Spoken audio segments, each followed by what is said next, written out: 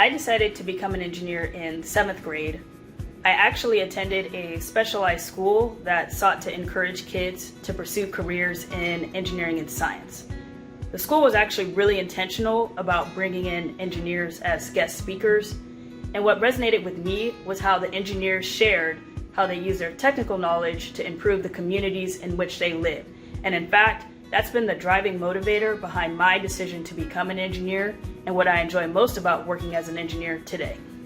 I'm originally from Sierra Leone in West Africa with a population of about 7 million.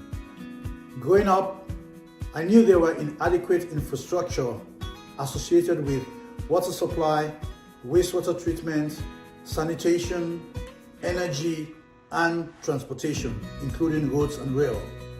Therefore, I became interested in a career in civil engineering that has allowed me not only to contribute to infrastructure development in my home country, Sierra Leone, but also to the community where I currently reside in Atlanta, Georgia.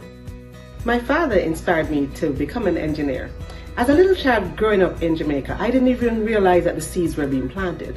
My father is a civil engineer and was the chief engineer for the National Water Commission, so he was in charge of the water and wastewater systems throughout the island.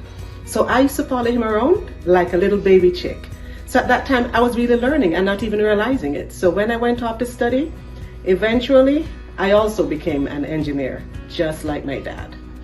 In 2005, as I was starting my freshman year of college, the city of New Orleans was being inundated by Hurricane Katrina.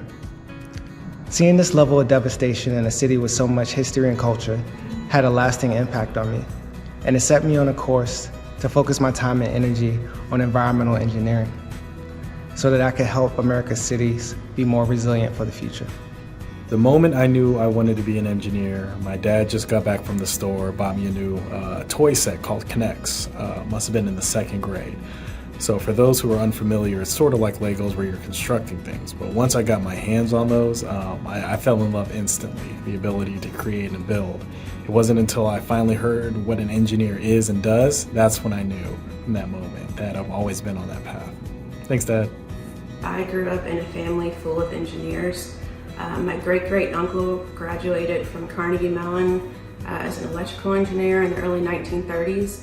My stepfather, my mother, my aunt and my uncle, they're all engineers. 3 are mechanical, 1's chemical. I graduated from Georgia Tech with a mechanical engineering degree, like 3 of them, and I minored in biomedical engineering to give homage to the 1 singular chemical engineer that we have in our family. I really feel like I'm the statement of representation matters. I had a lot of engineering leaders in my family that I look up to my entire life. So I chose to become an engineer because it's literally in my blood. And I wanted to be just like my hero growing up, my mother, Jerry Dickerson.